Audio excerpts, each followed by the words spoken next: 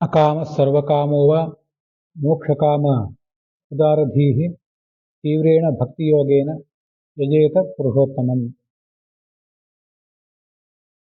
प्रतिष्ठाकामः पुरुषः रोदसी लोकमातरो आधिपत्यकामः सर्वेषां यजेत परमेष्ठिनम्।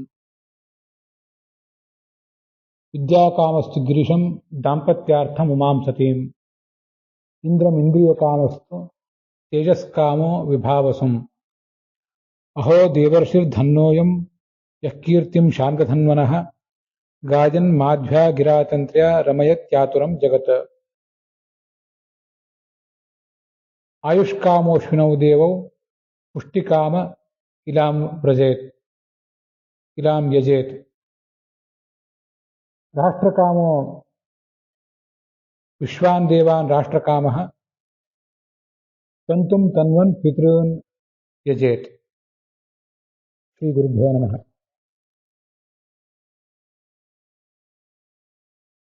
भागवतस्य भगवता बादरायणेन प्रणीतस्य द्वितीये स्कन्धे अद्य पञ्चमस्य अध्यायस्य द्वितीयः श्लोकः।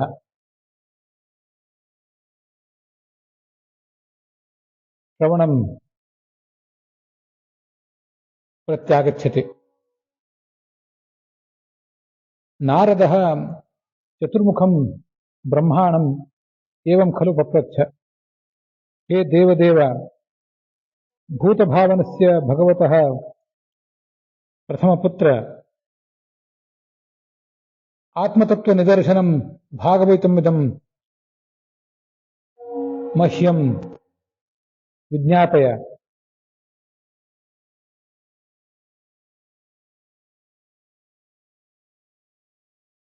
विश्वमिदं भगवतः अधीनं स एव तस्य आवासस्थानं यद्रूपं यदधिष्ठानं यतः सृष्टमिति प्रभो। यत्संस्थं यत्परं यच्च तत्तत्त्वं वद तत्त्वतः।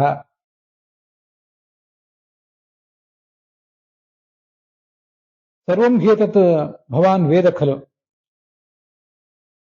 विश्वं सर्वमपि करामलकवत् तव अवसितमेव तिष्ठति। ನಾರದರು ಚತುರ್ಮುಖ ಬ್ರಹ್ಮನನ್ನ ನನಗೆ ಭಾಗವತವನ್ನು ಬೋಧಿಸುವಂತ ಪ್ರಾರ್ಥನೆ ಮಾಡಿದರು. ಹಿಂದೆ ಪರಮಾತ್ಮ ಚತುರ್ಮುಖ ಬ್ರಹ್ಮನಿಗೆ ಇದನ್ನು ಹೇಳಿದ್ದ. ಮುಂದೆ ಆ ಚತುರ್ಮುಖ ಬ್ರಹ್ಮ ನಾರದನಿಗೆ, ನಾರದರು ವೇದವ್ಯಾಸರಿಗೆ, ವ್ಯಾಸರು ಶುಕಾಚಾರ್ಯನಿಗೆ ಇದನ್ನ ಬೋಧಿಸಿದರು. ಶುಕಾಚಾರ್ಯ ಮುಂದೆ ಅದನ್ನು ಪರೀಕ್ಷಿತನಿಗೆ ಬೋಧಿಸಿದ. ನಾವು ಆ ಪರಂಪರೆಯನ್ನು ನೋಡಿದ್ದೇವೆ. ಇಲ್ಲಿ ನಾರದನ ಪಾತ್ರ ಮತ್ತೆ ನಮ್ಮ ಗಮನಕ್ಕೆ ಬಂತು. ಈ ಹಿಂದೆ ಕೂಡ ಅದನ್ನು ನೋಡಿದ್ವಿ, ಮತ್ತೊಂದು ಬಾರಿ ನಮ್ಮ ಗಮನಕ್ಕೆ ಅದು ಬರ್ತಿದೆ. ಅದಕ್ಕಾಗಿಯೇ ಈ ಮಧ್ಯೆ ನಾರದನ ಶ್ಲೋಕ ಒಂದನ್ನ ನಾನು ಹೇಳುವ ಪ್ರಯತ್ನ ಮಾಡಿದೆ. ಹಿಂದೆ 1ನೇ ಸ್ಕಂದದ 7ನೇ ಅಧ್ಯಾಯದಲ್ಲಿ ಆ ಮಾತು ಬಂದಿತ್ತು. ಇದು ಆ ಸೂತ ಪುರಾಣಿಕರು ನಾರದರ ಬಗ್ಗೆ ಹೇಳಿದ ಮಾತು. ಅಹೋ ದೇವರ್ಷಿರ್ ಧನ್ಯೋಯಂ. ಈ ದೇವರ್ಷಿಗಳಾದ ನಾರದರು ನಿಜವಾಗಲೂ ಧನ್ಯರು. ಯಾಕೆಂದ್ರೆ ಇವರು ತನ್ನ ವೀಣೆಯನ್ನು ನುಡಿಸ್ತಾ ಜಗತ್ತನ್ನೆಲ್ಲ ಸಂಚರಿಸ್ತಾ ಆ ಭಗವಂತನ ಕೀರ್ತಿಯನ್ನ ಎಲ್ಲ ಕಡೆ ವರ್ಣಿಸ್ತಾರೆ. ಹಾಗೆ ಸಂಸಾರದ ದುಃಖ ದುಮ್ಮಾನಗಳಿಂದ ಬೆಂದ ಜಗತ್ತಿಗೆ ಒಂದಿಷ್ಟು ನೆಮ್ಮದಿಯನ್ನು ತಂದಿತ್ತಾರೋ ಅಂಥ ಮಹತ್ವದ ಋಷಿ ಅವರು ಅಂತ ಅಲ್ಲಿ ಬಂದಿತ್ತು.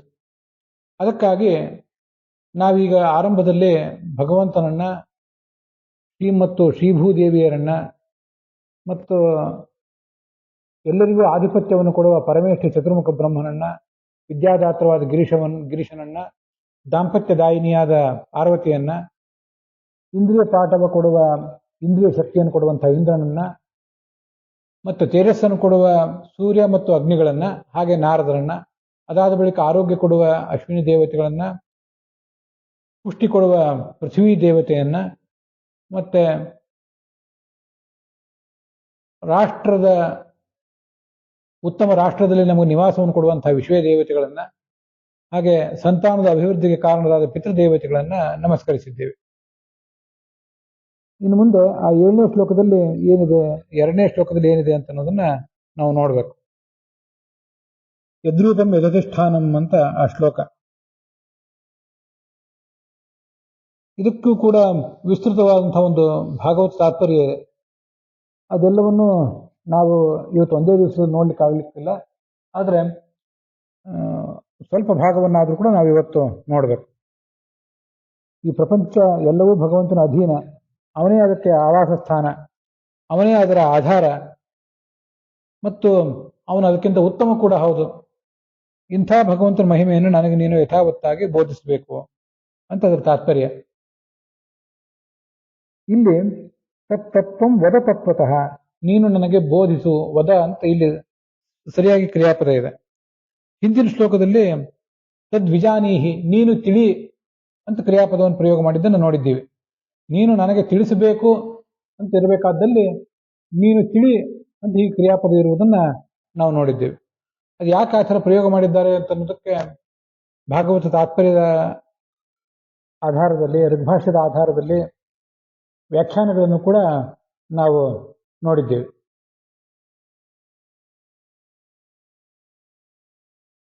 ಆದ್ರೆ ಮತ್ತೆ ಇಲ್ಲಿ ಮುಂದೆ ವದ, ನೀನು ಹೇಳು ಅಂತಾನೆ ಅಭಿಪ್ರಾಯ ಇದೆ ಮುಂದಿನ 2ನೇ ಶ್ಲೋಕದಲ್ಲಿ. ಹೀಗೆ ಯಾವುದೇ ಒಂದು ವಾಕ್ಯವನ್ನು ಪ್ರಯೋಗಿಸುವಾಗ ಗ್ರಂಥಕಾರರು ತಮಗೆ ಬೇಕಾದಂತೆ ಆ ವಾಕ್ಯವನ್ನು ಪ್ರಯೋಗ ಮಾಡ್ತಿರ್ತಾರೆ. ಪ್ರಯೋಗ ಮಾಡುವುದಕ್ಕೊಂದು ಮಹತ್ವ ಇರ್ತದೆ. ನಿನ್ನಿನ ಆ ಸಂಗತಿ, ನಿನ್ನೆ ನಾವು ಅವಲೋಕನ ಮಾಡಿದ ಸಂಗತಿಯನ್ನ ಮತ್ತೊಂದು ಬಾರಿ ಅವಲೋಕನ ಮಾಡ್ತಾ ಕೂತಿದ್ದಾಗ ನನಗೆ ಮತ್ತು ವ್ಯಾಕರಣದ ದೃಷ್ಟಿಯಿಂದ, ಪ್ರಯೋಗದ ದೃಷ್ಟಿಯಿಂದ, ಕರ್ತರಿ ಕರ್ಮಣಿ ಪ್ರಯೋಗ, ನಿಜಂತ ಪ್ರಯೋಗ, ಅಣಿಜಂತ ಪ್ರಯೋಗ ಇತ್ಯಾದಿಗಳ ದೃಷ್ಟಿಯಿಂದ ಮತ್ತೊಂದು ಸಂಗತಿ ತಿಳಿದು ಬಂತು ಈ ಮೊದಲನೇ ಶ್ಲೋಕದ ಕುರಿತಾಗಿ. ನಮಗೆ ಸಾಮಾನ್ಯವಾಗಿ ಮೊದಲು ಅಣಿಜಂತ ಪ್ರಯೋಗ ಮಾಡ್ತಿರ್ತೇವೆ, ಅದಕ್ಕೆ ನಿಜಂತ ಪ್ರಯೋಗ ಆಮೇಲೆ ಬರ್ತದೆ. ಬಾಲಕ ವಿದ್ಯಾರ್ಥಿ ರಾಮಾಯಣವನ್ನು ಓದುತ್ತಾನೆ, ಮತ್ತೆ ಅಧ್ಯಾಪಕರು ಆ ವಿದ್ಯಾರ್ಥಿಗೆ ರಾಮಾಯಣವನ್ನು ಓದಿಸ್ತಾರೆ ಅಂತ. ಹೀಗೆ ಮೊದಲನೇ ವಾಕ್ಯದಲ್ಲಿ ಆ ವಿದ್ಯಾರ್ಥಿಯೇ ಕರ್ತ, 2ನೇ ವಾಕ್ಯದಲ್ಲಿ ಅಧ್ಯಾಪಕರು ಕರ್ತ. ಹೀಗೆ ನಿಜಂತದಲ್ಲಿಯೂ ಮತ್ತು ಅಣಿಜಂತದಲ್ಲಿಯೂ ವ್ಯತ್ಯಾಸ ಇರ್ತದೆ, ನಮಗನ್ನೆಲ್ಲ ನೋಡಿ ಗೊತ್ತಿದೆ. ಈಗ ತಿಳಿಯುವವರು ನಾರದರು, ಅವರಿಗೆ ತಿಳಿಸುವವರು ಚತುರ್ಮುಖ ಬ್ರಹ್ಮ. ನಾವು ಅದನ್ನ ಗಮನಿಸಬೇಕು. 2ನೇ ಶ್ಲೋಕದಲ್ಲೂ ಅಷ್ಟೇ, 1ನೇ ಶ್ಲೋಕದಲ್ಲೂ ಅಷ್ಟೇ. ಒಟ್ಟಾರೆ ತತ್ವವನ್ನು ತಿಳಿಯಬೇಕಾದವನು ನಾರದ, ತಿಳಿಸುವವರು ಚತುರ್ಮುಖ ಬ್ರಹ್ಮ. ಹೀಗಿರುವಾಗ ಅಣಿಜಂತದಲ್ಲಿ ಜಾನಾತಿ, ತಿಳಿಯುವವನು ಯಾರು? ನಾರದ. ವಿಜ್ಞಾಪಯತಿ, ತಿಳಿಸುವವನು ಯಾರು? ಚತುರ್ಮುಖ ಬ್ರಹ್ಮ. ಹೀಗೆ ನಾರದ ಜಾನಾತಿ ಅಣಿಜಂತ, ಚತುರ್ಮುಖ ವಿಜ್ಞಾಪಯತಿ ನಿಜಂತ, ಇಷ್ಟು ನಮ್ಗೆ ಗೊತ್ತಾಗ್ತದೆ. ಆದರೆ ಆ ಶ್ಲೋಕದಲ್ಲಿ ಚತುರ್ಮುಖ ಬ್ರಹ್ಮನಿಗೆ ಸಂಬಂಧಪಟ್ಟಂತೆ ವಿಜ್ಞಾಪಯತಿ ಅಂತಿಲ್ಲ, ಹೊರತು ಅಣಿಜಂತ ಪ್ರಯೋಗವೇ ಇದೆ. ಅದಕ್ಕೆ ಯಾಕೆ ಕಾರಣ ಏನು ಅಂತ ಕಳೆದ ದಿವಸ ನೋಡಿದ್ದೇವೆ. ಒಂದು ವೇಳೆ ಆ ಶ್ಲೋಕದಲ್ಲಿ ವಿಜ್ಞಾಪಯ ಅಂತ ನಿಜಂತವಾಗಿ ಪ್ರಯೋಗ ಇದ್ರೆ ಏನಾಗ್ತಿತ್ತು, ಅದನ್ನು ಮತ್ತೊಂದು ಬಾರಿ ನಾವು ಆಲೋಚನೆ ಮಾಡಬೇಕು ಅಂತ ನನಗೆ ಕಾಣಿಸ್ತು. ನಾರದ ತಿಳಿತಾನೆ, ಅದು ಶ್ಲೋಕದಲ್ಲಿಲ್ಲ. ನಾರದನಿಗೆ ಚತುರ್ಮುಖ ಬ್ರಹ್ಮ ತಿಳಿಸ್ತಾನೆ, ಅದು ಶ್ಲೋಕದಲ್ಲಿದೆ. ಚತುರ್ಮುಖ ಬ್ರಹ್ಮ ತಿಳಿಸ್ತಾನೆ ಅನ್ನೋ ಅರ್ಥದಲ್ಲಿ ವಿಜ್ಞಾಪಯ ಅಂತ ಒಂದು ವೇಳೆ ಇದ್ರೆ, ಅದರ ನಂತರ ಮುಂದೆ ಪರಮಾತ್ಮ ಆ ಚತುರ್ಮುಖ ಬ್ರಹ್ಮನ ಮೂಲಕ ನಾರದರಿಗೆ ತಿಳಿಸ್ತಾ ಇದ್ದಾನೆ ಅಂತ ನಾವು ಹೇಳಬೇಕಾದ್ರೆ ಏನ್ ಮಾಡಬೇಕು? ಅಲ್ಲಿ ನಮಗೆ ಸಮಸ್ಯೆ ಪ್ರಾರಂಭ ಕಾಣ್ತದೆ. ಅದನ್ನು ಇಲ್ಲಿ ನಾವು ಹೇಳಬೇಕಾಗಿದೆ. ಈಗ ಪರಮಾತ್ಮ ಚತುರ್ಮುಖ ಬ್ರಹ್ಮನ ಮೂಲಕ ನಾರದರಿಗೆ ಈ ತತ್ವವನ್ನು ತಿಳಿಸ್ತಾ ಇದ್ದಾನೆ ಅಂತ ಹೇಳಬೇಕಾಗಿದೆ. ಈ ಶ್ಲೋಕದಲ್ಲಿ, ಮೊದಲನೇ ಶ್ಲೋಕದಲ್ಲಿ ಒಂದು ವೇಳೆ ವಿಜ್ಞಾಪಯ ಅಂತ ನಿಜಂತವಾಗಿ ಇದ್ಬಿಟ್ಟಿದ್ರೆ, ವಿದ್ವಾಂಸರು ನನ್ನ ಈ ಆಲೋಚನಾ ಸರಣಿಯನ್ನು ಸ್ವಲ್ಪ ಗಮನಿಸಬೇಕು. ಒಂದು ವೇಳೆ ನಿಜಂತವೇ ಅಲ್ಲಿ ಇದ್ದು ಬಿಟ್ಟಿದ್ರೆ, ಶ್ಲೋಕದಲ್ಲೇ ನಿಜಂತ ಇದ್ದು ಬಿಟ್ಟಿದ್ರೆ ವಿಜ್ಞಾಪಯ ಅಂತ, ಚತುರ್ಮುಖ ಬ್ರಹ್ಮ ನಾರದರಿಗೆ ತಿಳಿಸ್ತಾನೆ ಅಂತ ಅರ್ಥ ಆಗ್ತದೆ. ಮುಂದೆ ಪರಮಾತ್ಮ ಚತುರ್ಮುಖ ಬ್ರಹ್ಮನ ಮೂಲಕ ನಾರದರಿಗೆ ತಿಳಿಸ್ತಾನೆ. ಪರಮಾತ್ಮ ಚತುರ್ಮುಖಂ ನಾರದಂ ಭಾಗವತಂ ಜ್ಞಾಪಯತಿ ಅಂತ ಮಾಡುವುದು ಹೇಗೆ? ಭಾರತಂ ವಿಜ್ಞಾಪಯತಿ ಮಾಡ್ಲಿಕ್ಕೆ ಬರೋದಿಲ್ಲ. ಈಗಾಗಲೇ ಒಂದು ನಿಜಂತ ಪ್ರಯೋಗ ಇರೋದ್ರಿಂದ ಅದ್ರ ಮೇಲೆ ನಿಜಂತದ ಮೇಲೆ ಮತ್ತೆ ನಿಜಂತ ಮಾಡ್ಲಿಕ್ಕೆ ಬರೋದಿಲ್ಲ. ವ್ಯಾಕರಣದಲ್ಲಿ ಅದಕ್ಕೆ ಅವಕಾಶ ಇಲ್ಲ. ಆದರೆ ಆ ತತ್ವವನ್ನು ಹೇಳಬೇಕಾಗಿದೆ. ಚತುರ್ಮುಖ ಬ್ರಹ್ಮ ನಾರದರಿಗೆ ತಿಳಿಸಿದ್ದಾನೆ.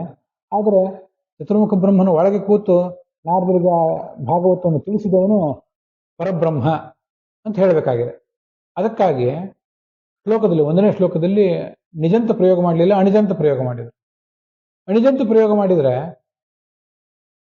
ಆ ಅಣಿಜಂತವಾದ ಪ್ರಯೋಗಕ್ಕೇನೆ ತಿಳಿಸ್ತಾನೆ ಅಂತಾನೆ ಅರ್ಥ. ತದ್ವಿಜಾನೀಹಿ ಅಂದ್ರೆ ನೀನು ನನಗದನ್ನು ತಿಳಿಸುವಂತಾನೆ ನಾರದರ ತಾತ್ಪರ್ಯ. ಇದರ ಮುಂದೆ ಪರಂಬ್ರಹ್ಮ ಚತುರ್ಮುಖಂ ನಾರದಂ ವಿಜ್ಞಾಪಯತಿ. ಭಾಗವತಂ ಅಂತಂದ್ರೆ ಅಂಡರ್ಸ್ಟುಡ್, ಅದಿದ್ದೇ ಇದೆ. ಹೀಗೆ ಶ್ಲೋಕದಲ್ಲಿ ಅಣಿಜಂತ ಪ್ರಯೋಗ ನಾವು ಮಾಡಿಕೊಂಡ್ರೆ ಅದರ ಲಾಭ ಏನಿದೆ? ಲೋಕದಲ್ಲಿ ನಾವು ಮಾಡಿಕೊಂಡ್ರೆ ಅನ್ನೋದಕ್ಕಿಂತ ಅಲ್ಲಿ ಇದ್ದೇ ಇದೆ ಅಲ್ಲ. ಈಗ ಆ ಇದ್ದ ಅಣಿಜಂತ ಪ್ರಯೋಗದ ಲಾಭ ಏನು ಅಂದ್ರೆ ಮುಂದೆ ನಿಜಂತ ಪ್ರಯೋಗವನ್ನು ಮಾಡ್ಲಿಕ್ಕೆ ಸುಲಭ ಆಗ್ತದೆ. ಅಲ್ಲಿ ಒಂದೇ ಶ್ಲೋಕದಲ್ಲೇ ನಿಜಂತ ಪ್ರಯೋಗ ಇದ್ಬಿಟ್ರೆ ಅದಕ್ಕೆ ಮತ್ತೊಂದು ನಿಜಂತ ಪ್ರಯೋಗ ಮಾಡ್ಲಿಕ್ಕೆ ಸಾಧ್ಯ ಆಗ್ತಿರ್ಲಿಲ್ಲ. ಇದು ಅನುಕೂಲ. ಹೀಗೆ ಭಗವಂತ ಚತುರ್ಮುಖ ಬ್ರಹ್ಮನ ಮೂಲಕ ನಾರದರಿಗೆ ಭಾಗವತವನ್ನು ತಿಳಿಸ್ತಾ ಇದ್ದಾನೆ ಅಂತ 3 ಪರಂಪರೆಗಳನ್ನು, ಸ್ವಯಂ ಪರಮಾತ್ಮ, ಆಮೇಲೆ ಚತುರ್ಮುಖ ಬ್ರಹ್ಮ, ಮುಂದೆ ನಾರದ ಅನ್ನುವ ಈ ಉಪದೇಶದ ಪರಂಪರೆಯನ್ನ ತೋರಿಸಬೇಕಾಗಿದೆ. ಅದಕ್ಕೋಸ್ಕರ ಶ್ಲೋಕದಲ್ಲಿ ನಿಜಂತ ಹಾಕಬೇಕಾದಲ್ಲಿ ಅಣಿಜಂತವನ್ನು ಹಾಕಿದ್ದಾರೆ. ಮುಂದಿನ ನಿಜಂತ ಪ್ರಯೋಗಕ್ಕೆ ಒಂದು ವೇದಿಕೆಯನ್ನ ಕಲ್ಪಿಸಿಕೊಟ್ಟಿದ್ದಾರೆ. ಇಲ್ಲಿ ಹೋದ್ರೆ ಅದು ಸಾಧ್ಯ ಆಗ್ತಿರ್ಲಿಲ್ಲ. ಚತುರ್ಮುಖ ಬ್ರಹ್ಮ ನಾರದರ ಮೂಲಕ, ಪರಮಾತ್ಮ ಚತುರ್ಮುಖ ಬ್ರಹ್ಮನ ಮೂಲಕ ನಾರದರಿಗೆ ತಿಳಿಸ್ತಿದ್ದಾನೆ ಅನ್ನುವ ಸಂಗತಿಯನ್ನು ತಿಳಿಸ್ಲಿಕ್ಕೆ ಆಗ್ತಿರ್ಲಿಲ್ಲ. ಈಗ ಆ ಸಂಗತಿಯನ್ನು ತಿಳ್ಕೊಳ್ಳಿಕ್ಕೂ ಆಗ್ತದೆ, ವಾಕ್ಯ ಪ್ರಯೋಗ ಮಾಡ್ಲಿಕ್ಕೂ ಬರ್ತದೆ. ಪರಂ ಬ್ರಹ್ಮ ಚತುರ್ಮುಖಂ ಬ್ರಹ್ಮಾಣಂ ನಾರದಂ ವಿಜ್ಞಾಪಯತಿ. ಯಾವುದು ಅಂದ್ರೆ ಭಾಗವತಂ ವಿಜ್ಞಾಪಯತಿ ಅಂತ ಅಲ್ಲಿ ಮುಂದೆ ಇರೋದು, ಅದಂತೂ ಗೊತ್ತಾಗ್ತದೆ. ಹೀಗೆ ಅದನ್ನು ಅವಲೋಕನ ಮಾಡಿದಾಗ, ಮತ್ತಷ್ಟು ಮನನ ಮಾಡಿದಾಗ ಈ ಒಂದು ವಿಷಯ ಹೊಳಿತು. ಈ ವಿಷಯ ಆಚಾರ್ಯರು ಭಾಗವತ ತಾತ್ಪರ್ಯದಲ್ಲೂ ಋಗ್ಭಾಷ್ಯದಲ್ಲೂ ಹೇಳಿದ್ದಕ್ಕೆ ಪೂರಕವಾಗಿಯೇ ಇದೆ. ಅದನ್ನ ವಿದ್ವಾಂಸರು ಪರಾಮರ್ಶಿಸಬೇಕು. ಈ ಪ್ರಪಂಚ ಈ ಭಗವಂತನ ಅಧೀನವಾಗಿದೆ, ಅವನು ಅದಕ್ಕೆ ಆವಾಸ ಸ್ಥಾನ ಅನ್ನುವಂಥ ವಿಚಾರಗಳೆಲ್ಲ ಬಂದ್ವಲ್ಲ, ಅದನ್ನ ನಾವೀಗ ಒಂದಿಷ್ಟು ಗಮನಿಸಬೇಕು. ಯದ್ರೂಪಂ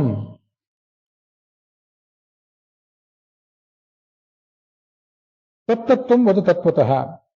ಚತುರ್ಮುಖ ಬ್ರಹ್ಮನೇ ನಾರದರು ಕೇಳ್ತಾ ಇದ್ದಾರೆ, ತತ್ತತ್ವಂ, ಆ ಒಂದು ತತ್ವವನ್ನ ನೀನು ನನಗೆ ತತ್ವತಃ ಸರಿಯಾಗಿ ಹೇಳು.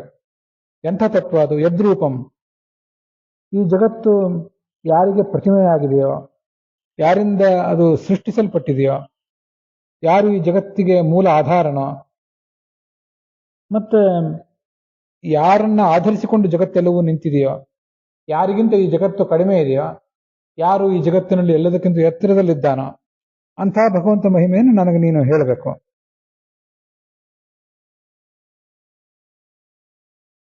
ಇಲ್ಲಿ ಶ್ಲೋಕದಲ್ಲಿ ಜಗತ್ತಿಗೆ ಯಾರ ಆಧಾರ, ಅಧಿಷ್ಠಾನ ಅಂತ ಬಂತು. ಅಲ್ಲಿ ಜಗತ್ತಿಗೆ ಯಾರ ಆಧಾರ ಅಂತ ಹೀಗೆ ಪ್ರಶ್ನೆ ಕೇಳಿ ಆಗಿದೆ. ಮತ್ತು ಮುಂದೆ ಜಗತ್ತು ಯಾರಲ್ಲಿ ನಿಂತಿದೆ, ಯತ್ ಸಂಸ್ಥಂ ಅಂತಿದೆಯಲ್ಲ, ಅದಕ್ಕೆ ಮತ್ತೆ ಆ ಭಗವಂತನೇ ಜಗತ್ತಿಗೆ ಆಧಾರ ಅಂತ ಹೇಳಿದಂಗೆ ಆಗ್ತದೆ. ಇದರಿಂದ ಪುನರುಕ್ತ ಆಗ್ತದೆ. ಈ ಪುನರುಕ್ತಿ ಬರಬಾರದು ಅಂತ ಅದಕ್ಕೆ ಬೇರೆ ಬೇರೆ ವ್ಯಾಖ್ಯಾನಕಾರರು ಬೇರೆ ಬೇರೆ ತರ ಅರ್ಥ ಮಾಡಿದ್ದಾರೆ. ಯತ್ ಸಂಸ್ಥಂ ಅಂದ್ರೆ ಯಾರಲ್ಲಿ ಲಯ ಹೊಂದೋದು ಅಂತ ಅರ್ಥ. ಯದ್ರೂಪಂ, ಈ ಜಗತ್ತು ಭಗವಂತನಿಗೊಂದು ಪ್ರತಿಮಾ ಇದ್ದಂತೆ, ಜಗತ್ತು ಭಗವಂತನಲ್ಲಿ ಆಧೃತ ಆಗಿದೆ, ಭಗವಂತ ಅದನ್ನು ಆಧರಿಸಿಕೊಂಡಿದ್ದಾನೆ. ಮತ್ತೆ ಯತ್ ಸಂಸ್ಥಂ, ಯಥ ಸೃಷ್ಟಂ, ಅವನಿಂದ ಸೃಷ್ಟಿಸಲ್ಪಟ್ಟಿದೆ. ಮತ್ತೆ ಯತ್ ಸಂಸ್ಥಂ, ಆ ಭಗವಂತನಲ್ಲೇ ಹೋಗಿ ಜಗತ್ತು ಸೇರಿಕೊಳ್ತದೆ, ಲಯ ಹೊಂದುತ್ತದೆ ಅಂತ ಅರ್ಥ ಮಾಡಿದ್ದಾರೆ.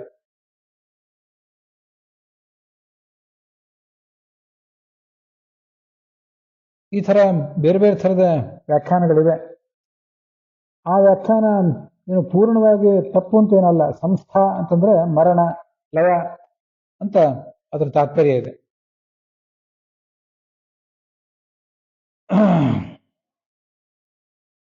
ಆದರೂ ಆ ವ್ಯಾಖ್ಯಾನಗಳು ಅಷ್ಟು ಪೂರ್ಣವಾಗಿ ಸಮರ್ಪಕ ಅಲ್ಲ ಅನ್ನೋ ದೃಷ್ಟಿಯಿಂದ ಇದಕ್ಕೆ ಆಚಾರ್ಯರು ಭಾಗವತ ತಾತ್ಪರ್ಯ ಬರಿಬೇಕಾಯ್ತು. ಇಲ್ಲಿ ವೀರರಾಘವರು ಮತ್ತು ಶ್ರೀಧರರು ಅದಕ್ಕೇನು ವ್ಯಾಖ್ಯಾನ ಮಾಡಿದ್ದಾರೆ ಅದನ್ನು ಒಂದು ಬಾರಿ ನಾವು ಮೊದಲು ಗಮನಿಸಬೇಕಾಗ್ತದೆ. ಯದ್ರೂಪಂ ಏನ ರೂಪ್ಯತೆ ಪ್ರಕಾಶ್ಯತೆ, ಇದು ಶ್ರೀಧರರು ಬರೆದಿರುವಂತಹ ಅರ್ಥ. ಯಾವ ಭಗವಂತನಿಂದ ಈ ಜಗತ್ತಿಗೆ ಬೆಳಕು ಸಿಗೋದು. ಯಸ್ಯ ಭಾಷಾ ಸರ್ವಮಿದಂ ವಿಭಾತಿ, ಸೂರ್ಯ ಚಂದ್ರ ನಕ್ಷತ್ರ ಮೊದಲಾದ ಎಲ್ಲ ಗ್ರಹಗಳು ಕೂಡ ನಕ್ಷತ್ರಗಳು ಕೂಡ ಭಗವಂತನ ಬೆಳಕಿನಿಂದಲೇ ಬೆಳಗ್ತವೆ. ಹಾಗೆ ಈ ಜಗತ್ತು ಕೂಡ ನಮಗೆ ತಿಳಿಯಲ್ಪಡುವುದು ಭಗವಂತನ ಅನುಗ್ರಹ ಒಂದು ಹಿನ್ನೆಲೆಯಿಂದಲೇ, ಅವನ ಅನುಗ್ರಹದಿಂದಲೇ. ಯದಧಿಷ್ಠಾನಂ ಅಂದ್ರೆ ಯಾರನ್ನು ಆಶ್ರಯಿಸಿಕೊಂಡಿದೆಯೋ ಅಂತ ಅರ್ಥ. ಯದಾಶ್ರಯಂ ಅಂತ. ಯತ್ ಸೃಷ್ಟಂ ಅಂದ್ರೆ ಯಾರನ್ನು ಸೃಷ್ಟಿಸಲ್ಪಟ್ಟಿದೆ ಅದು ಗೊತ್ತಿದೆ. ಮತ್ತೆ ಯತ್ ಸಂಸ್ಥಂ ಅಂದ್ರೆ ಯಾರಲ್ಲಿ ಹೋಗಿ ಲೀನ ಆಗುವುದು ಅಂತ ಅರ್ಥ ಹೇಳಿದವರು ಶ್ರೀಧರರು. ಅಂಥ ತತ್ವವನ್ನ ನೀನು ನನಗೆ ಹೇಳಬೇಕು ಅಂತ ಅದರ ತಾತ್ಪರ್ಯ.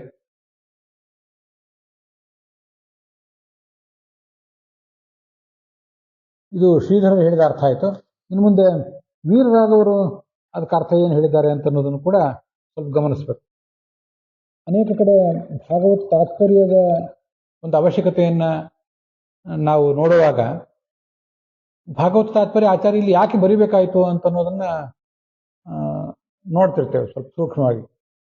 ಉಳಿದ ವ್ಯಾಖ್ಯಾನಕಾರರು ಬರೆದ ಅರ್ಥಗಳು ತಪ್ಪಾಗಿದ್ದಾಗ ಆಚಾರ್ಯರು ಭಾಗವತ ತಾತ್ಪರ್ಯ ಬರೀತಾರೆ. ಕೆಲವು ಬಾರಿ ಉಳಿದ ವ್ಯಾಖ್ಯಾನಕಾರರು ಹೇಳಿದ ಅರ್ಥಗಳು ತಪ್ಪಾಗಿರೋದಿಲ್ಲ, ಅವು ಸರಿಯಾಗಿರ್ತವೆ, ಆದರೆ ಅದಕ್ಕಿಂತಲೂ ಉತ್ತಮವಾದಂತಹ ಅರ್ಥ ಅದನ್ನು ತೋರಿಸೋಕ್ಕೋಸ್ಕರ ಭಾಗವತ ತಾತ್ಪರ್ಯ ಇರುತ್ತೆ. ಅದರಿಂದ ಎಲ್ಲಾ ಸಂದರ್ಭದಲ್ಲೂ ಕೂಡ ಉಳಿದ ವ್ಯಾಖ್ಯಾನಕಾರರು ಹೇಳಿದ ಅರ್ಥಗಳೆಲ್ಲ ತಪ್ಪಾಗೇ ಇರ್ತವೆ ಅಂತ ಏನಿಲ್ಲ.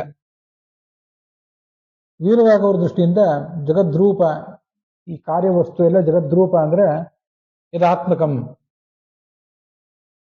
ಈ ಭಗವಂತ ಅದಕ್ಕೆ ಒಳಗೆ ಸನ್ನಿಹಿತನಾಗಿ ಅದಕ್ಕೊಂದು ಒಳಗೆ ದೇಹಿಯಂತೆ ಇದ್ದಾನೆ. ಇದು ವೀರರಾಘವರ ವ್ಯಾಖ್ಯಾನ. ದೇಹಿ ಅಂತ ನಾನಲ್ಲಿ ನನ್ನ ಬುದ್ಧಿಯಿಂದ ಸೇರಿಸಿದೆ ಅಷ್ಟೆ. ಯಥಸೃಷ್ಟಂ ಯಥ ಉಪಾದಾನಭೂತ ಸೃಷ್ಟಂ, ಯಾರಿಂದ ಸೃಷ್ಟಿಸಲ್ಪಟ್ಟಿತು ಅಂತ ಈಗ ತಾತ್ಪರ್ಯ. ಯದ್ ಅಧಿಷ್ಠಾನಂ, ಇದಕ್ಕೆ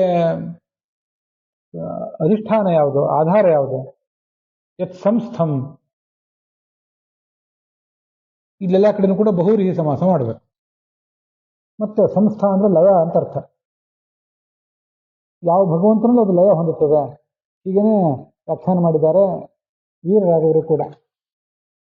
ಮತ್ತೆ ರಾಧಾಕೃಷ್ಣರ ವ್ಯಾಖ್ಯಾನ ಅಂತೂ ಅನೇಕ ಕಡೆ ಶ್ರೀಧರರ ವ್ಯಾಖ್ಯಾನವನ್ನೇ ಅವಲಂಬಿಸಿಕೊಂಡಿರ್ತದೆ. ಅದರಿಂದ ಮೂರೂ ಜನ ಇಲ್ಲೆಲ್ಲ ಕಡೆ ಕೂಡ ಸಂಸ್ಥಾ ಅಂದ್ರೆ ಲಯ ಅಂತಾನೆ ಅರ್ಥ ಮಾಡಿದ್ದಾರೆ. ಆ ಅರ್ಥ ಪೂರ್ಣವಾಗಿ ತಪ್ಪೇನಲ್ಲ. ಸಂಸ್ಕೃತ ವ್ಯಾಕರಣ ದೃಷ್ಟಿಯಿಂದ ಅರ್ಥ ಲಭ್ಯ ಆಗೇ ಆಗ್ತದೆ. ಚೆನ್ನಾಗಿಯೂ ಇದೆ. ಸೃಷ್ಟಿ ಅಂತ ಮೊದಲು ಹೇಳಿದ್ದಾರೆ, ಲಯ ಅಂತ ಆಮೇಲೆ ಹೇಳಿದ್ದಾರೆ. ಅದೆರಡಕ್ಕೂ ಹೊಂದಾಣಿಕೆ ಆಗ್ತದೆ. ತದ್ವಶತ್ವ ಇದಂ ರೂಪಂ ಹರೇರ್ನೈವ ಸ್ವರೂಪತಃ ಅಂತ ಮಾನಸಂಹಿತ ಆಚಾರ್ಯರು ಭಾಗವತ ತಾತ್ಪರ್ಯದಲ್ಲಿ ಅದು ವರ್ಣಿಸ್ತಾರೆ. ಈ ಜಗತ್ತು ಹರಿಯ ರೂಪ ಅಂತ ಅನಿಸ್ಕೊಂಡಿದೆ. ಯಾಕೆ ರೂಪ ಅಂತ ಅನಿಸ್ಕೊಂಡಿದೆ ಅಂದ್ರೆ ಅದು ಭಗವಂತನಿಂದ ಅಭಿನ್ನ ಅಂತ ತಾತ್ಪರ್ಯ ಅಲ್ಲ, ಹೊರತು ಆ ಭಗವಂತನ ವಶ, ಅದು ಭಗವಂತನ ವಶ ಆದ್ರಿಂದ ಅವನಿಗೆ ಅದು ರೂಪದಂತೆ ಇದೆ ಅಂತ ಮಾನಸ ಸಂಹಿತ ಅನ್ನೋ ಗ್ರಂಥದಲ್ಲಿ ಬಂದಿದೆ. ಮತ್ತೆ ಅಧಿಷ್ಠಾನ ಅಂತಿದೆಯಲ್ಲ, ಅಧಿಷ್ಠಾನಮಿತಿ ಪ್ರೋಕ್ತಂ ಮೂಲಾಧಾರಂ ವಿಚಕ್ಷಣೈ,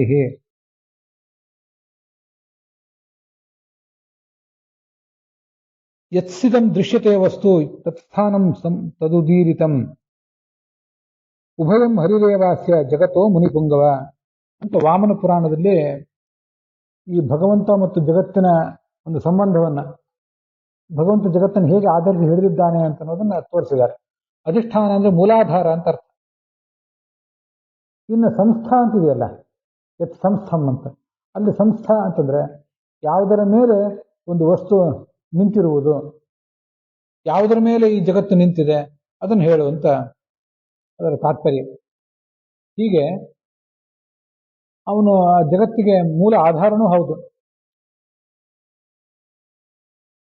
ಅದನ್ನ ನಾವು ಮುಂದಿನ ವ್ಯಾಖ್ಯಾನಗಳಲ್ಲಿ ವಿಜಯಧ್ವಜರ ಮತ್ತು ಯಾದವಾರ್ಯರ ವ್ಯಾಖ್ಯಾನಗಳನ್ನ ನೋಡಿದಾಗ ನೋಡ್ತೇವೆ. ಹರಿಪರವಸ್ಯ ಜಗತಃ ಈ ಅವ್ಯಕ್ತಾದೇಹೇ ಕೃಷ್ಣಶಃ ಅತಸ್ತತ್ಪರಮೇವೇದಂ ವದಂತಿ ಮುನಯೋ ಮಲಾಹ. ಯತ್ಪರಂ ಅಂತಂದ್ರೆ ಯಾವ ಭಗವಂತನೇ ಈ ಜಗತ್ತಿಗಿಂತ ಶ್ರೇಷ್ಠನಾಗಿದ್ದಾನೆ, ಯಾರು ಈ ಜಗತ್ತಿಗಿಂತ ಶ್ರೇಷ್ಠನಾಗಿದ್ದಾನೋ, ಜಗತ್ತು ಯಾರಿಗಿಂತ ಕೆಳಗಿದೆಯೋ ಆ ಭಗವತ್ತತ್ವವನ್ನು ನನಗೆ ಹೇಳು ಅಂತ ಅದರ ತಾತ್ಪರ್ಯ ಆಗ್ತದೆ. ಮತ್ತೆ ಇದು ಸಾತ್ವತ ಸಂಹಿತಾದ ಮಾತು. ಭವಿಷ್ಯತ್ ಪರ್ವದ ಮಾತೊಂದನ್ನು ಕೂಡ ಆಚಾರ್ಯರು ಉದ್ಧರಿಸಿದ್ದಾರೆ. ಯದಧೀನ ಯಸ್ಯ ಸತ್ತ ತದಿತ್ಯೇವ ಭಣ್ಯತೆ ವಿದ್ಯಮಾನೇ ವಿಭೇದೇಪಿ ಮಿಥೋ ನಿತ್ಯಂ ಸ್ವರೂಪತಃ ಅಂತ ಭವಿಷ್ಯತ್ ಪರ್ವದ ಮಾತು. ಮಹಾಭಾರತದ ಭವಿಷ್ಯತ್ ಪರ್ವದ ಮಾತಿದ್ದಿರ್ಬೇಕದು.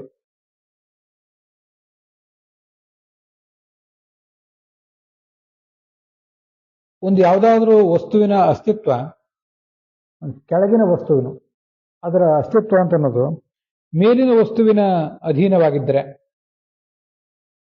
ಆವಾಗ ಆ ಕೆಳಗಿನ ವಸ್ತುವನ್ನ ಮತ್ತು ಮೇಲಿನ ವಸ್ತುವನ್ನ ಎರಡನ್ನೂ ಅಭಿನ್ನ ಅಂತ ಹೇಳಿಬಿಡ್ತಾರೆ.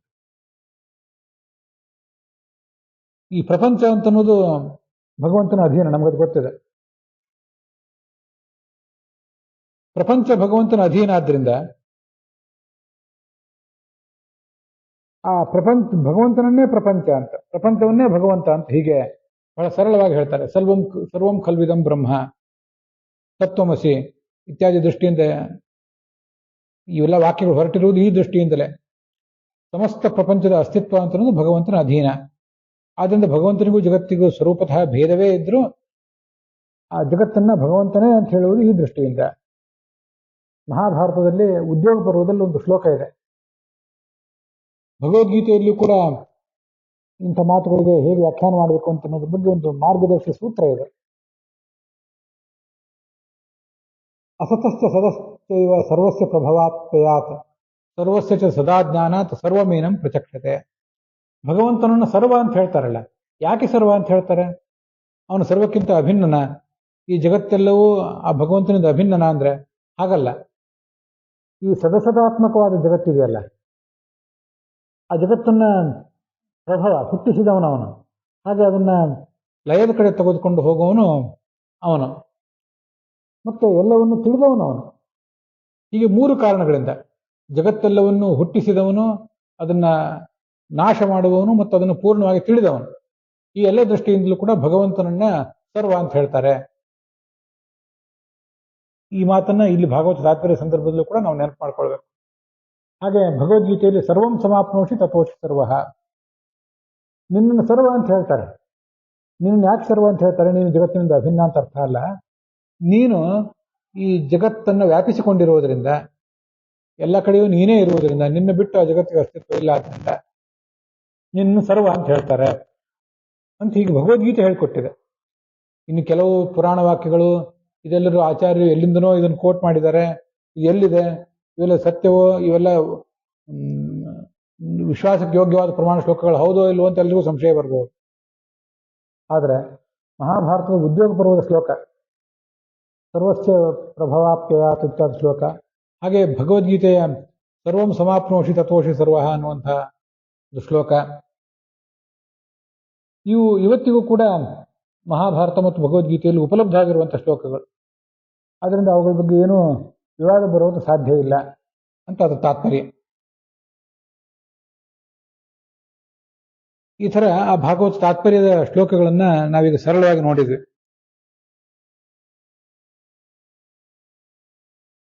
ಅವನೇ ಅದಕ್ಕೆ ಆವಾಸ ಸ್ಥಾನ, ಅವನೇ ಅದಕ್ಕೆ ಆಧಾರ. ಇದು ಮುಖ್ಯವಾಗಿ ಅಧಿಷ್ಠಾನಂ ಮತ್ತು ಯತ್ ಸಂಸ್ಥಂ ಅಂತನ್ನುವ ಎರಡು ಶಬ್ದಗಳಿಗೆ ಅದರ ತಾತ್ಪರ್ಯ. ಆ ಭಗವಂತನೊಳಗೆ ಆ ಜಗತ್ತಿದೆ, ಅವನೇ ಆವಾಸ ಸ್ಥಾನ. ಮತ್ತೆ ಆ ಜಗತ್ತು ನಿಲ್ಲಬೇಕಾದ್ರೆ ಅದಕ್ಕೊಂದು ಆಧಾರನೂ ಬೇಕು. ಒಂದು ಪುಸ್ತಕ ನಿಲ್ಲಬೇಕಾದ್ರೆ ಅದಕ್ಕೊಂದು ಪೀಠವೋ ಏನಾದರೂ ಬೇಕು. ಮನೆ ನಿಲ್ಲಬೇಕಾದ್ರೆ ಅದಕ್ಕೆ ಕಂಬಗಳು ಬೇಕು, ಭೂಮಿ ಬೇಕು. ಈಗ ಆಧಾರಗಳು ಗೊತ್ತಿದೆ ನಮಗೆ. ಹೀಗೆ ಭಗವಂತ ಜಗತ್ತಿಗೆ ಆಧಾರ ಹೌದು, ಹಾಗೆ ಆ ಜಗತ್ತಿಗೆ ಆವಾಸ ಸ್ಥಾನವೂ ಕೂಡ ಹೌದು ಅಂತ ಎರಡು ಸಂಸ್ಥೆಗಳನ್ನ, ಎರಡು ಅರ್ಥಗಳನ್ನ ಇಲ್ಲಿ ಮಾಡ್ಕೊಳ್ಬೇಕು. ಸರಿ. ಇದಕ್ಕೆ ವಿಜಯಧ್ವಜರು ಮತ್ತು ಯಾದವಾರರು ಏನು ಅರ್ಥ ಮಾಡಿದ್ದಾರೆ ಅನ್ನೋದನ್ನ ನಾವೀಗ ಗಮನಿಸಬೇಕು.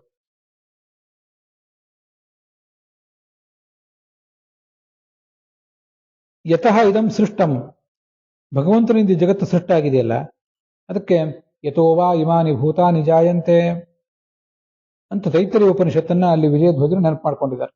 ಭಗವಂತನಿಂದ ಜಗತ್ತೆಲ್ಲವೂ ಹುಟ್ಟುತ್ತದೆ.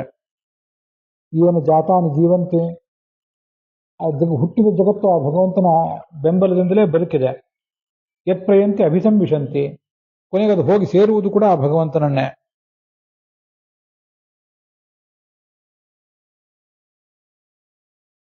ಪೀಠವತ್ ಯಸ್ಮಿನ್ ಸಂಸ್ಥಾನಂ ಯಸ್ಯ ತತ್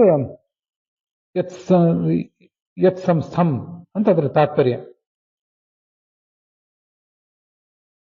ಈ ಭಗವಂತನಲ್ಲಿ ಈ ಜಗತ್ತಿನ ಅಸ್ತಿತ್ವ ಇದೆ ಅಂದ್ರೆ, ಒಂದು ಪೀಠದಲ್ಲಿ ದೇವರನ್ನು ಇಟ್ಟಿರ್ತೀವಿ ನಾವು, ಅಥವಾ ಒಂದು ಪೀಠದಲ್ಲಿ ಒಬ್ಬ ವ್ಯಕ್ತಿ ಕೂತ್ಕೋತಾನೆ.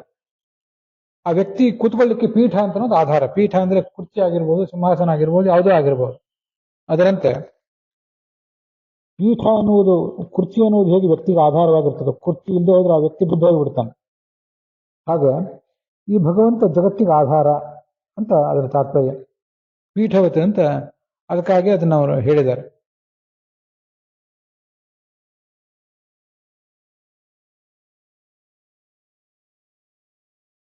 ಪೂರ್ವತ್ರ ಪೃಥ್ವಿವತ ಅತ್ರ ಪೀಠವತ ಇತಿ ವಿಶೇಷ ತನ್ನ ಪುನರುಕ್ತಿ. ಈ ಒಂದು ವಿಷಯದ ಬಗ್ಗೆ ಯಾದವಾರರು ಕೂಡ ಮತ್ತೆ ವಿಜಯಧ್ವಜರು ಒಂದೇ ರೀತಿ ಅರ್ಥ ಹೇಳಿದ್ದಾರೆ. ಅಲ್ಲಿ ಹಿಂದೆ ಅಧಿಷ್ಠಾನ ಅಂತ ಬಂತು, ಈಗ ಇಲ್ಲಿ ಸಂಸ್ಥಾ ಅಂತ ಬಂತು. ಅವೆರಡಕ್ಕೂ ಏನು ವ್ಯತ್ಯಾಸ ಅಂದ್ರೆ, ಈ ಜಗತ್ತಿನಲ್ಲಿ ನಾವು ಇದನ್ನ ಈ ತರ ನೋಡ್ತೇವೆ. ಸ್ವಾಮಿಗಳು ಮನೆಗೆ ಬಂದು ಕೂತಿದ್ದಾರೆ. ಎಲ್ಲಿದ್ದಾರೆ ಅಂದ್ರೆ, ಸ್ವಾಮಿಗಳು ಮನೆಯಲ್ಲಿದ್ದಾರೆ ಅಂತ ಹೇಳ್ತೇವೆ ಕೆಲವು ಸರಿ.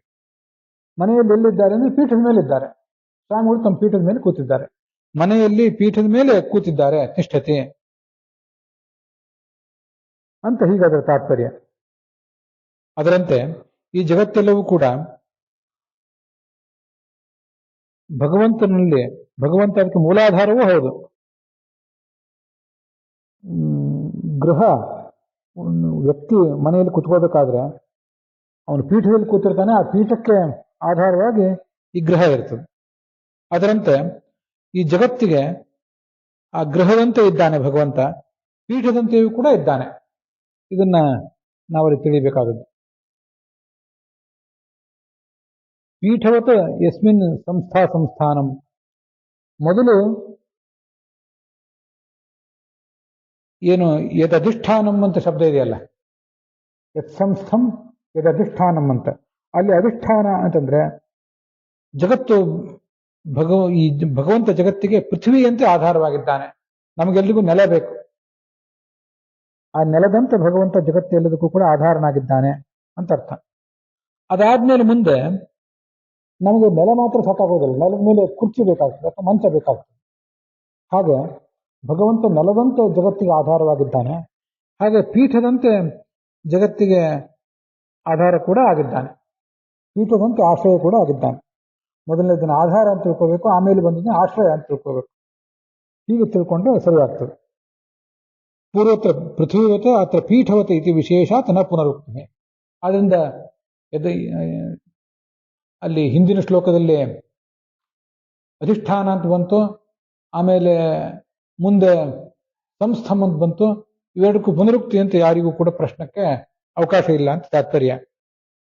ಭಗವಂತ ಈ ಥರದ ನಾನಾ ಥರದ ರೂಪಗಳಿಂದ ಈ ಜಗತ್ತನ್ನೆಲ್ಲ ಹಿಡಿದಿಟ್ಕೊಂಡಿದ್ದಾನೆ.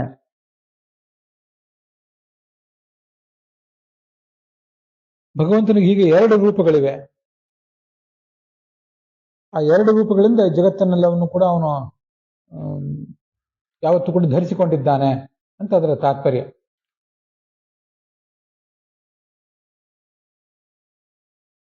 ಯಾದವಾರ್ಯರ ಮತ್ತು ವಿಜಯಧ್ವಜರ ಅಭಿಪ್ರಾಯ ಅಲ್ಲಿ ಏನೇ ಒಂದೇ ರೀತಿಯಾಗಿದೆ ಅಂತ ಅನ್ನೋದನ್ನ ನಾವು ನೋಡಿದ್ದೇವೆ.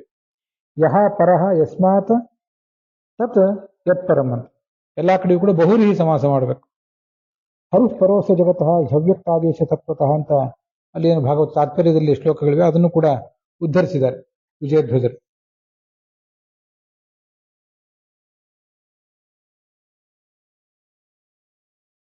ಬಹುರೀಹಿ ಅಭಿಪ್ರಾಯಾದೇವ, ಎಲ್ಲಾ ಕಡೆಯೂ ಕೂಡ ಬಹುರೀಹಿ ಅಭಿಪ್ರಾಯ ಇರುವುದರಿಂದಲೇ ಈ ತರ ತಾತ್ಪರ್ಯ ಅಂತ ಯಾದವಾರ್ಯರು ಅದಕ್ಕೆ ಹೇಳ್ತಾರೆ. ಅದು ಒಟ್ಟಾರೆ ಮೂಲಾರ್ಥ ಏನು? ಇದಂ ವಿಶ್ವಂ ಯದ್ರೂಪಂ ಯಸ್ಯ ಹರೇಹ ರೂಪಮೇವ. ಭಗವಂತನಿಗೆ ಇದೊಂದು ಪ್ರತೀಕದಂತೆ ಇದೆ. ಯಹ ಅಧಿಷ್ಠಾನ, ಯಾವ ಭಗವಂತ ಈ ಜಗತ್ತಿಗೆ ಮನೆಯಂತೆ ಮೂಲಾಧಾರನಾಗಿದ್ದಾನೆ. ಅದಲ್ಲದೆ ಯಸ್ಮಿನ್ ಪೀಠೆ ಇವ ಸಮ್ಯಕ್ ಸಾಕ್ಷಾತ್ ತಿಷ್ಠತೆ, ಮನೆಯಲ್ಲಿ ಪೀಠದಲ್ಲಿ ಒಬ್ಬ ವ್ಯಕ್ತಿ ಕೂತ್ಕೊಳ್ಳುವಂತೆ ಭಗವಂತನಲ್ಲಿ, ಗೃಹದಂತಿರುವ ಭಗವಂತನಲ್ಲಿ, ಪೀಠದಂತಿರುವ ಭಗವಂತನಲ್ಲಿ ನಾವೆಲ್ಲೂ ಕೂಡ ಕೂತ್ಕೊಂಡಿದ್ದೇವೆ ಅಂತ ಅದರ ತಾತ್ಪರ್ಯ.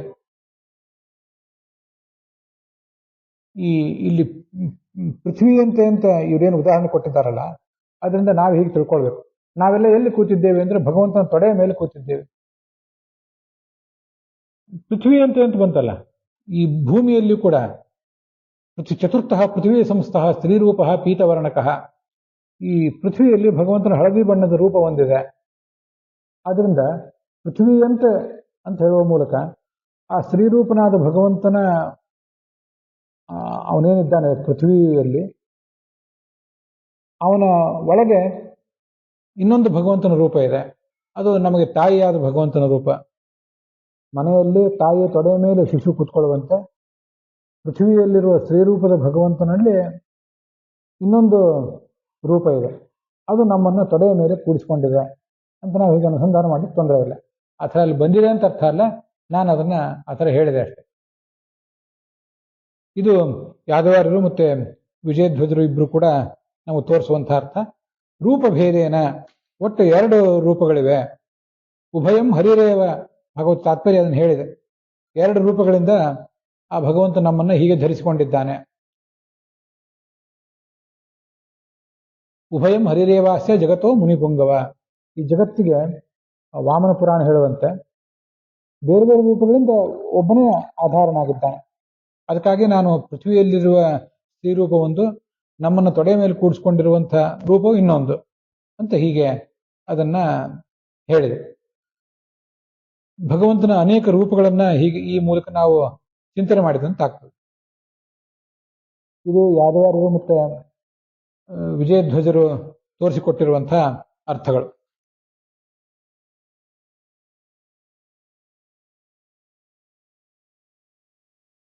ಇದಕ್ಕೆ ಯಾದವೇಂದ್ರ ತೀರ್ಥರಾಗಲಿ ಮತ್ತೆ ಉಪೇಂದ್ರ ಮತ್ತೆ ಅನಂತ ತೀರ್ಥರಾಗಲಿ ಅದಕ್ಕೆ ವಿಶೇಷ ಅರ್ಥಗಳನ್ನೇನು ಬರೆದಿಲ್ಲ ಅವರು. ಆದ್ರಿಂದ ಅದನ್ನು ನಾನು ಇಲ್ಲಿ ಹೇಳಿ ಹೊರಟಿಲ್ಲ. ಅವರು ಮುಂದಿನ ಶ್ಲೋಕಗಳಿಗೆ, ಏಕಸೃಜಸಿ ಭೂತಾನಿ ಅನ್ನೋ ಶ್ಲೋಕಗಳಿಗೆ ಹೆಚ್ಚು ಅರ್ಥ ಬರೆದಿದ್ದಾರೆ. ಈಗಿನ 2ನೇ ಶ್ಲೋಕ ಮತ್ತು ಅದಕ್ಕೇನು ಭಾಗವತ ತಾತ್ಪರ್ಯ ಇದೆ ಅದರ ಕುರಿತಾಗಿ ಅವರು ಹೆಚ್ಚಿನ ಅಭಿಪ್ರಾಯಗಳನ್ನೇನು ಹೇಳಲಿಲ್ಲ. ಆದ್ರಿಂದ ಅವರ ಅಭಿಪ್ರಾಯಗಳನ್ನ ಹೇಳಲಿಲ್ಲ. ಈ ಕೆಲವು ಕಡೆ ಮಾನಸ ಸಂಹಿತ ಅಂತಿದೆ, ಕೆಲವು ಕಡೆ ಮಾನ ಸಂಹಿತ ಅಂತಿದೆ. ತದ್ವಶತ್ವಾದಿದಂ ರೂಪಂ ಹರೇರ್ನೈವ ಸ್ವರೂಪತಃ ಅನ್ನುವ ಶ್ಲೋಕ ಕೆಲವು ಕಡೆ ಮಾನ ಸಂಹಿತ, ಕೆಲವು ಕಡೆ ಮಾನಸ ಸಂಹಿತ. ಗೋವಿಂದಾಚಾರ್ಯರನ್ನು ಮಾನ ಸಂಹಿತ ಅಂತ ಹಾಕೊಂಡಿದ್ದಾರೆ. ಉಳಿದ ಕಡೆ ಮಾನಸ ಸಂಹಿತ ಅಂತ ಸಕಾರ ಒಂದು ಹೆಚ್ಚಿಂದು ಕೇಳಿ ಬರ್ತದೆ. ಹೀಗೆ ಆ 2ನೇ ಶ್ಲೋಕವನ್ನ ನಾವಿವತ್ತು ನೋಡಿದ್ದೇವೆ. ಭಗವಂತ ಹೇಗೆ 2 ರೂಪಗಳಿಂದ ಈ ಜಗತ್ತನ್ನ ಮತ್ತೆ ಎಲ್ಲ ಜೀವರನ್ನು ಕೂಡ ಪಾಲಿಸ್ತಾ ಇದ್ದಾನೆ, ಧರಿಸಿದ್ದಾನೆ ಅಂತನ್ನುವುದನ್ನ ಇಲ್ಲಿ ನಮಗೆ ನೋಡ್ಲಿಕ್ಕೆ ಅನುಕೂಲ ಆಯಿತು. ಅದರೊಂದಿಗೆ ಇವತ್ತಿನ ಈ ಭಾಗ ಸಮಾಪ್ತವಾಗಿದೆ. ಹುಸಿಯ ನಾಡಿ ಹೊಟ್ಟೆ ಹೊರೆವ ವಿಷಯದಲ್ಲಿ ರಸಿಕನೆಂದು ಹುಸಿಗೆ ಹಾಕಿದಿರೋ ಏನು ಹೃಷಿಕೇಶನೇ, ಈಶನಿನ್ನ ಚರಣ ಭಜನೆ ಆಸೆಯಿಂದ ಮಾಡುವೆ, ದೋಷರಾಶಿ ನಾಶ ಮಾಡು ಶ್ರೀ ಶುಕ್ರೇಶ್ವರ. ಶ್ರೀಕೃಷ್ಣಾರ್ಪಣ.